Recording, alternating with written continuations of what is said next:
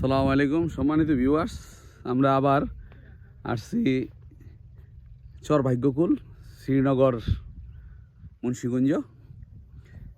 তাই আমরা এই যে এখানে আসছি, দেখেন বিভিন্ন ফসলের সমারোহ। এইগুলি ধনিয়া, এগুলি ধনে। আর এই যে এই পাশে হইলো কালো জিরা, আপনি দেখতে পাচ্ছেন। ওই শ্রমিকেরা নিড়ানি দিচ্ছে, আমার বাচ্চা যাচ্ছে সামনে, সাথে আছে ফারুক ভাই।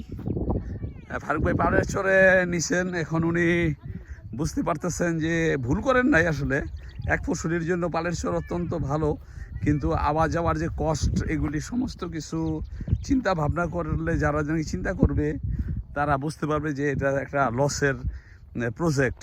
ঠিক আছে, এবার শুধু